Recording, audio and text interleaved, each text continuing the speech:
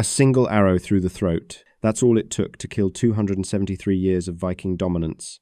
September 25th, 1066. Stamford Bridge, England. Harold Hardrada, the last great Viking king, bleeds out in the mud while his elite guard dies around him. Of the 10,000 Norwegian warriors who landed days earlier, fewer than 2,000 will see home again. This wasn't defeat, this was extinction. The longships that had carried terror from Iceland to Constantinople sailed back nearly empty. By sunset, the Viking Age was over. Not gradually, not peacefully, but in one catastrophic afternoon of blood and broken shields. You'll learn how tactical brilliance turned to fatal complacency, how geography murdered mobility, and how the greatest Viking warrior in history made the mistake that ended an era. By September 1066, the Viking Age had been devouring Europe for 273 years. From Lindisfarne in 793, when Norse raiders first slaughtered monks and burned their monastery, to this final autumn, the longships had written history in blood and ash. They had settled Iceland, Greenland, reached the edges of North America. They had carved the Danelaw from English soil, held Dublin for generations, ruled Normandy, founded the Kievan Rus. The very word Viking meant terror. Parents threatened children with stories of the Northmen. Coastal monasteries kept watch fires burning through the night. When dragon-prowed ships appeared on the horizon, entire populations fled inland. This wasn't just conquest. This was apocalypse with oars. Consider the scale. Viking raids and invasions had reshaped the map of Europe. They had forced the creation of standing armies, the construction of burghs and fortified towns, the development of new military tactics. Kings paid them tribute in silver by the ton, the Danegeld, hoping to buy peace that never lasted. The Varangian Guard, elite warriors serving Byzantine emperors in Constantinople, were all Norse. These men had carved their names in runes on the marble of Hagia Sophia itself. From sunrise to sunset, from the Mediterranean to the North Atlantic, the Viking long shadow fell across civilization. But by 1066, the age was dying. The last great Viking kings were old or dead. Settlements had become kingdoms. Raiders had become traders. The fury that had driven longships across impossible seas was cooling into something more civilized, more Christian, more ordinary, except for one man, Harold Sigurdsson, Harold Hardrada, the thunderbolt of the north. Here's what makes Harold extraordinary. He wasn't some minor jarl with delusions. He was the real thing. Born 1015, exiled at 15 after his half-brother King Olaf fell at Stiklestad. The boy fled to Kiev, then to Constantinople. For 15 years he served the Byzantine emperors as captain of the Varangian Guard. He fought in Sicily, Bulgaria, Jerusalem, across the Mediterranean. He earned a fortune through a combination of military genius, ruthless ambition, and methods that made even Byzantines nervous. The Byzantines, who had seen everything, called him dangerous. In 1045, Harold returned to Scandinavia with enough wealth to buy an army. He seized the Norwegian throne through a combination of gold, steel, and strategic marriage. For 20 years he ruled Norway with an iron fist. He fought the Danes endlessly, crushed rebellions, expanded his territory, built his reputation. Every battle ended in victory. Every enemy learned to fear the name Hardrada. At 51 years old in 1066, he was possibly the most experienced warrior alive, veteran of more battles than most men could count. 6.5 feet tall, in an age when most men stood 5'6", a living legend who had never tasted defeat. Then opportunity knocked. Edward the Confessor, King of England, died January 5th, 1066, childless. The succession was chaos. Harold Godwinson, the most powerful English earl, seized the crown immediately. William of Normandy claimed Edward had promised him the throne, and Harold Hardrada remembered an old treaty. Decades earlier, Magnus of Norway and Harthacnut of England had agreed that if either died without heirs, the other would inherit both kingdoms. Tenuous? Absolutely. Flimsy legal justification built on a treaty that involved different kings and expired circumstances? Without question. But Harold didn't need a good claim. He needed an excuse. His real motive was simpler. Ambition. England was rich. Harold was greedy. He'd won everywhere else. Why not add England to his collection? The strategic situation favoured invasion. Harold Godwinson faced threats from two directions. William assembling an invasion fleet in Normandy to the south, Harold building his armada in Norway to the north. The English king couldn't defend both coasts simultaneously. He had to gamble. Throughout the summer of 1066, Harold kept his army in the south, watching for Norman sails. He bet that Harold wouldn't risk a North Sea crossing in autumn when storms made navigation suicide for most fleets. But Harold Hardrada wasn't most commanders. He had sailed from Norway to Byzantium in his youth. Autumn storms were just weather. Harold assembled 300 ships. Conservative estimates put his invasion force at 10,000 to 15,000 warriors. This was the largest Norwegian fleet since Canute the Great conquered England decades earlier. Every ship carried veterans, berserkers who fought in drug-fueled fury, elite guards with mail that had turned Roman steel, young warriors hungry for English silver and glory. Harold brought his sons, Olaf and Magnus, to blood them in battle and show them how to take kingdoms. He also brought Tostig Godwinson, Harold's own exiled brother, who knew England's defences and carried a grudge sharp as any blade. The fleet sailed in early September. 300 dragon-prowed longships crossing the North Sea, sails full of autumn wind. It was a sight from saga and nightmare. The largest invasion fleet in a generation, commanded by the last great Viking warrior, aimed at England like a spear at a heart. Harold's confidence bordered on arrogance. Why wouldn't it? He had won every battle for 20 years. He had defeated Byzantines, Muslims, Bulgarians, fellow Northmen. He was Harold Hardrada, the thunderbolt of the north, and he believed utterly that destiny favoured him. He had crushed every enemy he'd ever faced. England would be no different. The longships cut through grey water toward English shores, carrying the last great Viking army. Carrying, though no one knew it yet, the final chapter of an age. The Norwegian fleet made landfall mid-September on England's northeast coast. Harold's force sailed up the Humber estuary, then the River Ouse, penetrating deep into Yorkshire. Harold Godwinson's gamble had failed. The English king had kept his forces in the south watching for Normans. The north was defended only by the regional earls, Edwin of Mercia and Morcar of Northumbria. Young men, inexperienced compared to Harold's veterans. They gathered what forces they could, perhaps 5,000 men, and marched to meet the invasion. September 20th, 1066. Gate Fulford, 2 miles south of York. The armies collided on swampy ground near the river. What happened next was a masterclass in Viking warfare. Harold's veterans fought with the discipline of men who had crushed Byzantine cavalry and Danish shield walls. The English earls were brave but outmatched. The battle became a slaughter. Norwegian axes carved through English lines like scythes through wheat. The marshy terrain turned red. Bodies clogged the streams. By afternoon, Edwin and Morcar's army had been shattered. Survivors fled. The earls themselves barely escaped with their lives. Conservative casualty estimates put English dead at hundreds, possibly over 1,000. Norwegian losses were minimal. York surrendered immediately.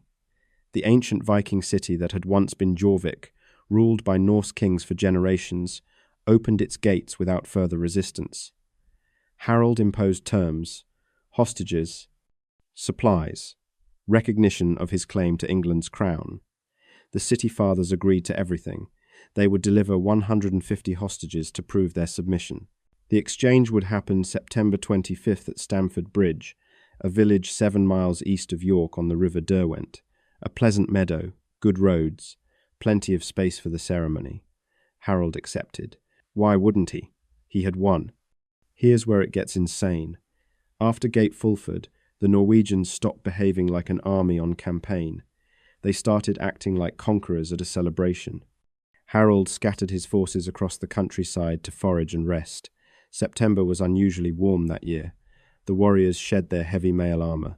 60 pounds of iron rings is miserable in unseasonable heat. They left it on the ships, 15 miles away at Recall, where the fleet was anchored.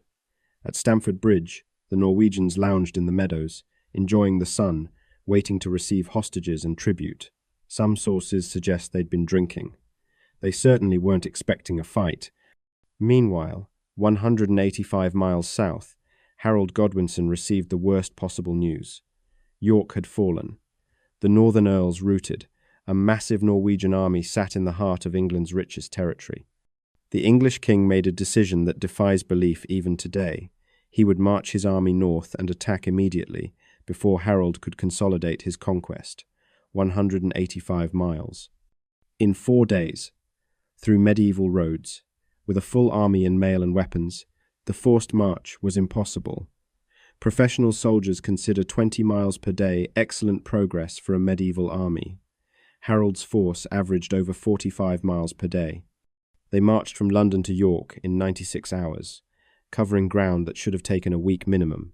It was a feat of leadership, logistics, and sheer bloody-minded determination. Harold moved so fast that Norwegian scouts never detected him. The invasion force that had conquered the north had zero intelligence that England's king was even coming. Harold Hardrada, the veteran of 100 campaigns, had made the fatal mistake. He'd stopped scouting, stopped preparing. He'd won Gate Fulford so decisively that he believed the war was over.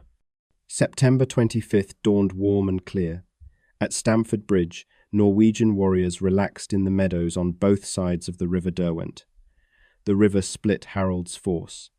Perhaps half his army, maybe 5,000 men, lounged on the west bank near the wooden bridge. The other half spread out on the east bank. No one wore armour. Weapons were scattered. Some men bathed in the river. Others played dice. The atmosphere was festive. They were waiting for English hostages to arrive and prostrate themselves before the thunderbolt of the north. Around noon, lookouts on the ridge to the west saw something that turned celebration into nightmare. An army. Banners flying. Thousands of men in mail cresting the hill. English banners. Harold Godwinson's personal standard, the fighting man. The English king had covered 185 miles in 4 days and arrived absolutely unannounced. The Norwegians stared in disbelief. This was impossible. Harold should be in London. His army should be watching for Normans. But there they were, thousands strong, already formed for battle, descending the slope towards Stamford Bridge. Chaos erupted in the Norwegian ranks. Warriors scrambled for weapons. Officers shouted contradictory orders. The force was split by the river with only one narrow wooden bridge connecting them. Worse, their mail armour sat 15 miles away on the ships at recall. Fighting without armour against a fresh army in full gear was suicide. Harold made a desperate decision. He sent riders galloping to recall, ordering immediate reinforcements to come at full speed with armour. Meanwhile, he'd form a defensive position on the east bank and hold until help arrived. But half his army was still on the west bank, and the English were already charging. The Norwegians on the western side fought without armour, without formation, without hope. They died quickly. English infantry cut them down in minutes. The survivors fled toward the bridge, the single narrow crossing that was now the only escape route. Here's where physics becomes destiny. The bridge at Stamford Bridge was perhaps 15 feet wide, maybe 30 yards long. It could accommodate perhaps 4 men abreast, certainly no more. It was never designed to channel an army under combat pressure. The fleeing Norwegians jammed the bridge in their desperation to cross. English forces pursued, cutting down the rearmost warriors. The bridge became a choke point of screaming chaos. And then something happened that would echo through legend for 1,000 years. One Norwegian warrior, a giant according to every chronicle, stopped running. He turned. He planted himself at the western end of the bridge with a Danish axe in his hands, and he decided that no Englishman would cross while he lived. What happened next defies belief, but every source confirms it. The lone Norwegian berserker held the bridge against the entire English army. For 30 minutes, maybe longer, he stood alone in the killing ground. His axe rose and fell in terrible rhythm. English soldiers came at him in waves. He killed them. 40 men, the Anglo-Saxon Chronicle claims. 40 English warriors died trying to get past one Norwegian with an axe. Their bodies piled at his feet. Blood made the wooden planks slick. Still he stood, not speaking, not retreating, just killing every man who came within reach of his blade. The English couldn't flank him. The river was too deep to ford in armour. They couldn't overwhelm him with arrows because their own men kept charging into the kill zone, blocking shots. They couldn't bypass the bridge because it was the only crossing for miles. One man had paralyzed an army through sheer refusal to die. Modern military analysts study this moment. In narrow terrain, numbers mean nothing. Skill, fury, and position mean everything. Finally, according to legend, an English soldier found a solution. He climbed into a small boat, floated beneath the bridge, and thrust a spear up through the gaps between the planks. The spear found the berserker's unarmored groin. He fell. The chronicles don't record his name. They just record that when he died, the English flooded across the bridge like an avenging tide. On the east bank, Harold Hardrada watched the English army pour across the Derwent. He had perhaps 5,000 men, maybe fewer, none in armour. The English force was comparable in size, but fresh, armoured, and led by a king who had just achieved the impossible by appearing where he couldn't possibly be. Harold knew the mathematics. He knew this was death. But he was Harold Hardrada. He didn't run from battles. He'd never run from anything in his life. He refused to flee now, even knowing it was suicide. He sent more riders to hurry the reinforcements. Then he formed his men into a shield wall, their shields creating a wooden fence across the meadow, and he waited for the English to come kill him. The English army formed up on the west bank after clearing the bridge. Harold Godwinson could see the Norwegian shield wall perhaps 400 yards distant across the meadow. He recognized Harold Hardrada in the front rank. The giant Norwegian king, even without armor, was unmistakable. 6.5 feet of northern fury standing in the center of his line, axe in hand, waiting. Harold made an offer. He sent heralds forward under peace banner with terms. Tostig, Harold's exiled brother fighting for the Norwegians, could have his earldom back, full pardon, restoration of lands and honours. Just abandon Harold and come home. Tostig asked what Harold Hardrada would receive. The herald's answer entered legend. 7 feet of English ground, or as much more as he needs, being taller than most men. It was an offer of nothing except a grave. Harold Hardrada laughed. He told Tostig that Harold Godwinson was a better man than Harold had expected to offer such generous terms. But no, they would fight. The heralds returned. The time for talking was finished. The English advance began at a walk.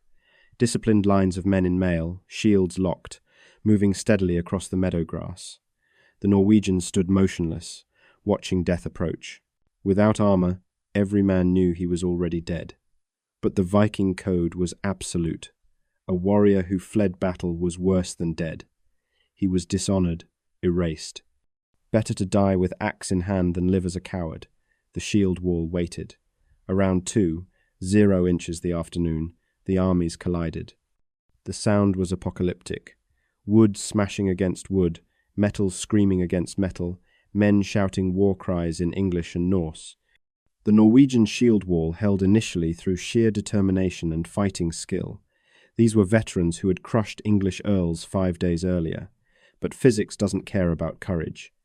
Mail armour turns blades, unarmoured flesh doesn't. English weapons punched through the Norwegian line. Axes and swords found chests and faces and throats. The Norwegians fought with desperate fury, their own axes carving through English shields, but for every Englishman who fell, 2 Norwegians died. Harold Hardrada fought in the front rank. This violated every principle of medieval command. Kings were supposed to direct from the rear, preserving the strategic mind while subordinates did the dying. But Harold had never commanded from safety. He was a warrior before he was a king. His great axe rose and fell, each swing killing or maiming. English soldiers recognized him and concentrated their attacks. They wanted the giant king dead. If Harold fell, Norwegian morale would shatter. Around 0 inches the afternoon, an English arrow found Harold's throat, not his chest, protected by shield. Not his legs, too low for effective targeting. His throat, the soft, vulnerable flesh where the windpipe carries breath and arteries carry blood. The arrow punched through. Harold Hardrada, the thunderbolt of the north, the man who had never lost a battle, dropped his axe and clutched at the shaft protruding from his neck. Blood poured between his fingers. He tried to speak and only managed a wet, choking sound. His legs gave out. He fell to his knees in the grass, then forward onto his face. The last great Viking king died drowning in his own blood on English soil. He was 51 years old. The psychological impact was immediate and total. Norwegian warriors saw their invincible king fall and understood in that instant that they were doomed. The shield wall didn't slowly crack. It shattered. Men who had stood firm against impossible odds suddenly broke and ran. The retreat became a rout. The rout became a massacre. English soldiers pursued with the fury of men who had marched 185 miles for this moment. They cut down fleeing Norwegians by the hundreds. The meadow at Stamford Bridge became a killing ground. The river Derwent, which had been crossed so easily that morning, now became a barrier. Norwegians drowned trying to ford it in panic. Others turned to fight and died with their backs to the water. Harold's sons, Olaf and Magnus, tried to rally the survivors. Young princes doing their best to hold together an army whose heart had been ripped out. They managed to stabilize a small defensive position, shields locked, preparing to die with dignity. Then the situation got worse. The Norwegian reinforcements from Rickall arrived.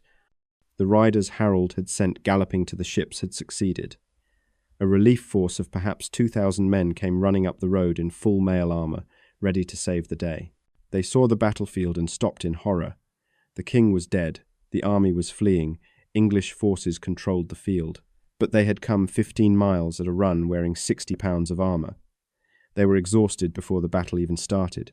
The relief force formed up and attacked anyway.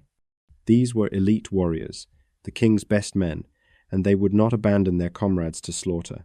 For an hour they fought, properly armored and formed, and briefly they stabilized the collapse. English casualties spiked. The relief force killed dozens, maybe hundreds, but they were outnumbered, isolated, and facing an enemy that had momentum and fury on their side. Slowly, inevitably, the Norwegian reinforcements were ground down. Their mail turned arrows, but couldn't stop axes at close quarters. One by one, the best warriors Norway had sent to England died in the afternoon sun. Tostig Godwinson fell during this phase. Harold's exiled brother, who had brought this invasion to England's shores, who had guided Harold to York, died with a sword through his chest. The English gave no quarter. This wasn't just battle. This was punishment. Revenge for Gate Fulford. Revenge for the invasion. Revenge for the terror Vikings had inflicted on England for 273 years. Every Norwegian who stood and fought was killed. Everyone who tried to surrender was killed. The pursuit continued until darkness made killing too difficult to continue. The butcher's bill was obscene. Conservative estimates placed Norwegian casualties at 6,000 to 8,000 dead out of the 10,000 to 15,000 who had landed weeks earlier. Bodies carpeted the meadow. The Derwent ran red, literally, with so much blood that chroniclers commented on the colour of the water. English losses were significant, perhaps 2,000 to 3,000 killed and wounded, but nothing approaching the Norwegian catastrophe. The cream of Norway's military elite had been annihilated in a single afternoon. As the sun set on September 25th, 1066, English soldiers walked the battlefield, finishing the wounded and looting the dead. Norwegian survivors fled toward the ships at Rickall. Most didn't make it. English cavalry hunted them through the night. By dawn on September 26th, the killing had finally stopped. Fewer than 2,000 Norwegian warriors remained alive out of the mighty invasion force that had crushed York 5 days earlier. Harold Hardrada's body was recovered from the field. Even in death, even after hours of battle and looting, the giant king was recognizable. Harold Godwinson ordered him buried with honor in York. Enemy or not, Harold had been a king and a warrior worthy of respect. The English gathered the Norwegian dead in mass graves. The scale was too great for individual burials. Thousands of bodies, stripped of weapons and armor, were laid in pits and covered with earth. Modern archaeology has found some of these graves, skeletons showing massive trauma, skulls split by axes, ribs shattered by sword thrusts, leg bones broken by the fall of dying men. The physical evidence confirms what the chronicles describe. Stamford Bridge wasn't a battle, it was an execution. On September 27th, the Norwegian survivors reached their ships. Olaf and Magnus, Harold's sons, took command of what remained. Harold Godwinson, made an offer. The princes could sail home with the survivors. No pursuit, no further bloodshed, but they would leave hostages to guarantee they'd never return.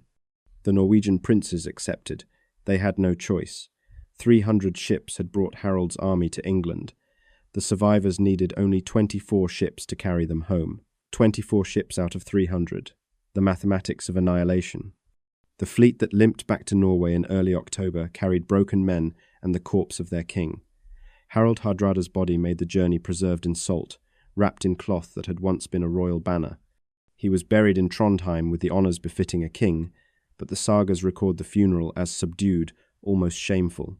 Norway had sent its finest warriors to England. Fewer than 1 in 5 returned.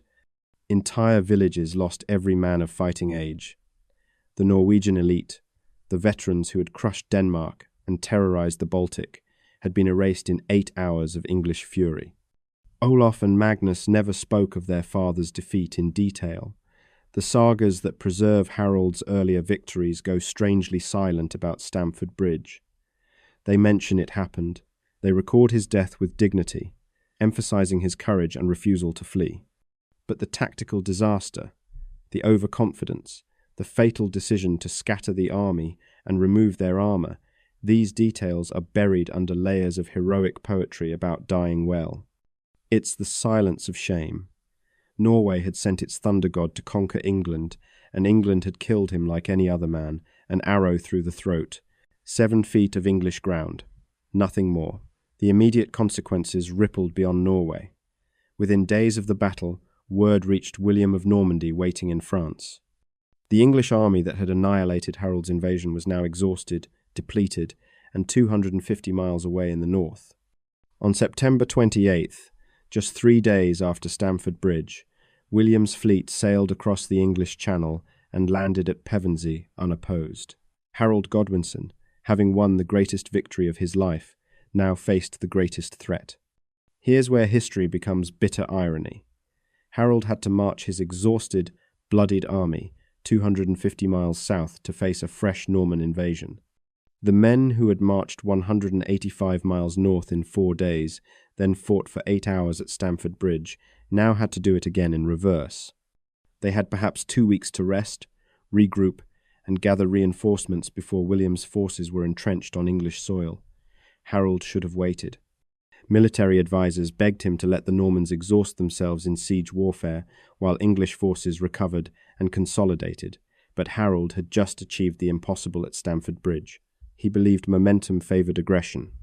October 14th, 1066, 19 days after Stamford Bridge, Harold's army faced William at Hastings. The English fought with the courage that had destroyed Harald Hardrada. The shield wall held against Norman cavalry charges for hours, but these were men who had already marched 435 miles and fought one apocalyptic battle. They were tired in their bones. When William's archers found gaps in the wall, when Norman cavalry finally broke through late in the day, the English collapse was swift. Harold Godwinson died with an arrow in his face, though whether through the eye, as legend claims, remains disputed. The king who had defeated the last great Viking died 3 weeks later to Norman weapons. Stamford Bridge had been a Pyrrhic victory. Harold won the battle and lost the war. But the larger consequence was the death of the Viking Age itself. This requires understanding what Viking meant. It wasn't an ethnicity, it was a lifestyle. Raiders from Scandinavia who took wealth through violence and settled foreign lands through conquest. After Stamford Bridge, this ended. Not immediately, not everywhere, but the organized large-scale invasions stopped. Norway's military elite was gone. An entire generation of warriors lay in English graves. The survivors had no appetite for further adventures. The ships that had carried terror across the North Sea now carried trade goods, wool, timber, fish. Peaceful commerce replaced violent raiding. The cultural shift was profound. Within a generation, Scandinavian kingdoms were fully Christian, fully integrated into European diplomatic and economic systems. The berserker fury, the death cults, the old gods who demanded blood sacrifice, these faded into saga and memory. Young Norwegians who might have gone raiding instead became merchants, diplomats, farmers. The longship, that perfect raiding vessel, was replaced by the Nar, a cargo ship designed for trade, not terror. The transformation was so complete that by 1100, Vikings existed only in stories old men told. Some historians argue the Viking Age was already dying before Stamford Bridge. Fair point. Christianization had been softening Scandinavia for decades. Settlements had become kingdoms. Raiders had been evolving into nations. But evolution is gradual. Stamford Bridge was sudden. It was the moment when the last possibility of a Viking conquest died in blood and broken shields. After September 25th, 1066, no Scandinavian king seriously attempted to conquer England or anywhere else through Viking-style invasion. The age didn't fade. It was murdered. Archaeological evidence supports the saga accounts. Excavations at Stamford Bridge have found mass graves containing hundreds of skeletons showing massive trauma. Skulls split by axes, ribs shattered by impacts, leg bones broken by falls or trampling. The bone damage patterns match combat injuries, not disease or accident. Some skeletons still have arrowheads embedded in vertebrae or ribs. The physical evidence confirms what chronicles describe. Thousands died here, violently, in a concentrated period. The battlefield archaeology tells a story of carnage that makes even the saga accounts seem restrained. Modern military analysis treats Stamford Bridge as a case study in how overconfidence destroys armies. Hardrada made a series of tactical errors that compounded into catastrophe. He scattered his forces after Gate Fulford instead of maintaining combat readiness. He allowed his army to remove armor in enemy territory. He failed to maintain scouts and intelligence gathering. He split his force across a river with only one crossing point. Any one of these mistakes might have been survivable. Combined, they were fatal. Special Forces operations courses study this battle as an example of how a smaller force can destroy a larger one through surprise, speed, and exploiting terrain. The parallels to Thermopylae are obvious but misleading. At Thermopylae, the Spartans knew they were doomed and chose to die. At Stamford Bridge, Harold believed he was invincible and died surprised. The bridge berserkers stand echoes Horatius at the bridge in Roman legend, one man holding a crossing against an army, but the outcome was opposite. Horatius saved Rome. The Norwegian berserker only delayed the inevitable. His courage bought minutes, not victory. When he fell, the slaughter continued. Here's what your history teacher never told you. Stamford Bridge changed European history more than Hastings. If Harold had defeated Harold Godwinson, England becomes Norwegian. The Norman conquest never happens. The English language evolves differently. The feudal system develops differently. European politics follow a completely different trajectory. But Harold lost, Harold won, then Harold lost to William. England became Norman, then evolved into the Anglo-Norman culture that would eventually build an empire. All because Harold Hardrada removed his armor on a warm September day and stopped paying attention.